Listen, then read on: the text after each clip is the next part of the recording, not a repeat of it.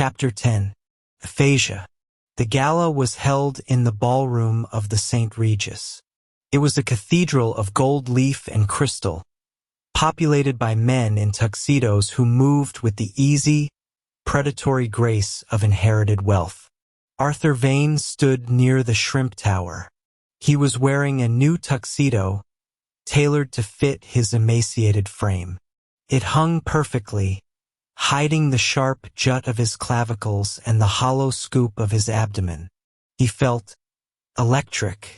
The 600 milligrams top-up at 10:15 a.m. had been followed by another at 2 p.m., and a pre-game dose of 900 milligrams gabapentin plus 20 milligrams Adderall at 5:30 p.m.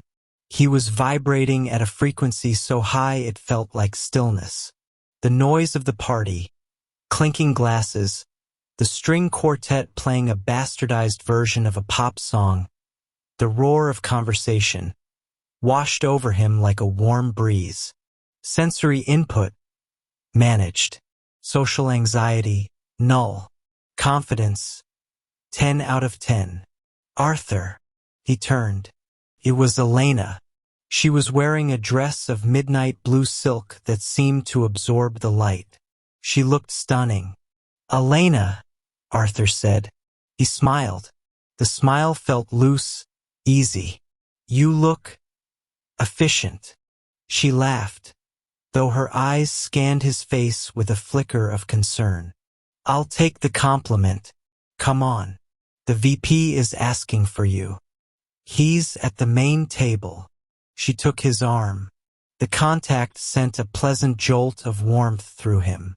They navigated the crowd. Arthur felt like Moses parting the Red Sea. He didn't dodge people. They moved for him. He radiated an intensity that made others step aside. They reached the main table. A man with silver hair and a face like a tanned leather satchel was holding court. This was Marcus Thorne, VP of Operations. Marcus, Elena said, her voice smooth. This is Arthur Vane, the architect behind the latency fix. Thorne looked up. He had the hard, assessing eyes of a man who viewed people as assets or liabilities. Vane, Thorne said, extending a hand. I've heard good things. Elena tells me you turned a legacy disaster into a Ferrari. Arthur took the hand. His grip was firm, dry, perfect. The legacy system wasn't a disaster, Arthur said, reciting the script he had rehearsed all afternoon.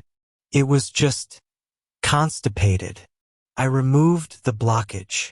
Thorne chuckled. Constipated. I like that.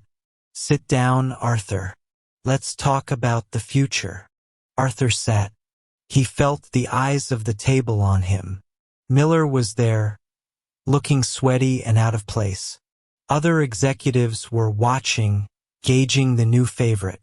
So, Thorne said, leaning back, Elena says you have ideas for the Q4 expansion. Something about decentralized cloud clusters. Yes, Arthur said. He leaned forward. The Adderall kicked against his ribs. The words were queued up in his brain, glowing neon bright. The current infrastructure relies on a centralized. He stopped. The word was there. He could see it. It started with H. It meant the central point of a network. Hub. But he couldn't say it. A centralized. Arthur tried again. His brain pushed the signal to his tongue, but the connection dropped. It was a packet loss. The middle part, Arthur said. Thorne frowned slightly. The hub. Yes, Arthur said, forcing a smile. The hub. If we move away from the hub and use a mesh. The word was mesh. He had written it 1,000 times.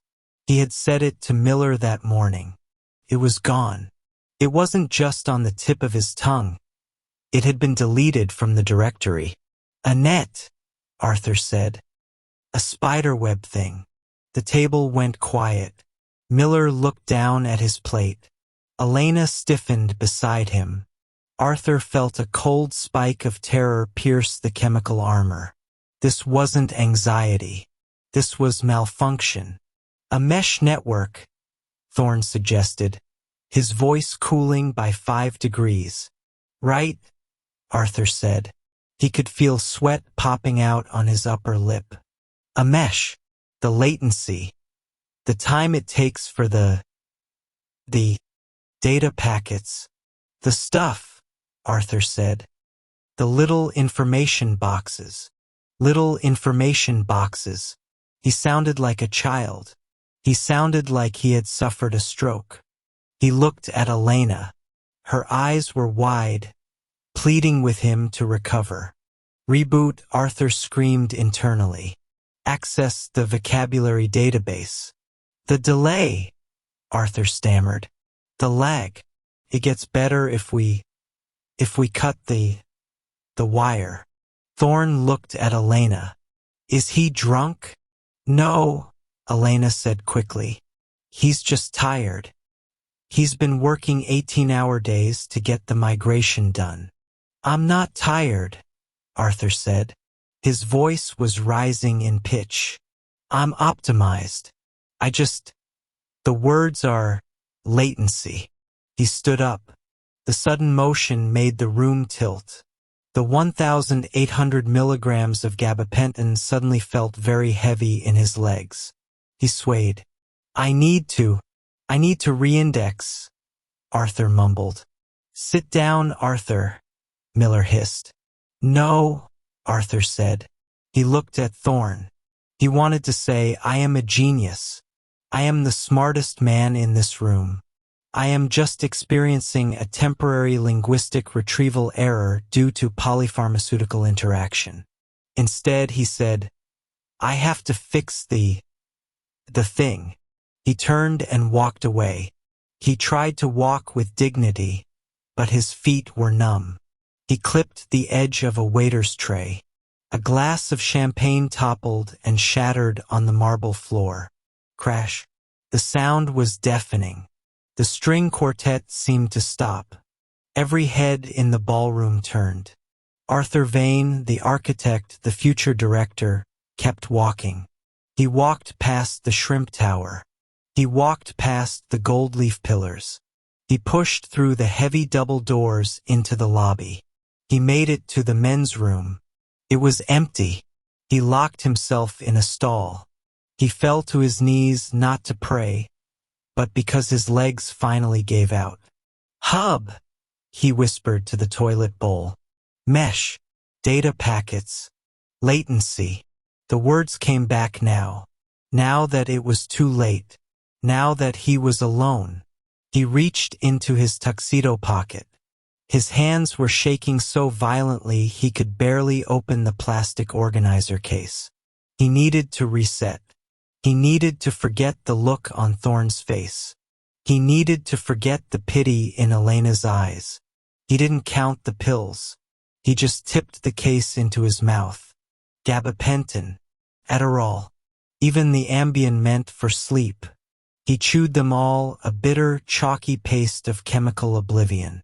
System failure, Arthur wept. He sat on the floor of the St. Regis bathroom, surrounded by marble and gold, waiting for the lights to go out.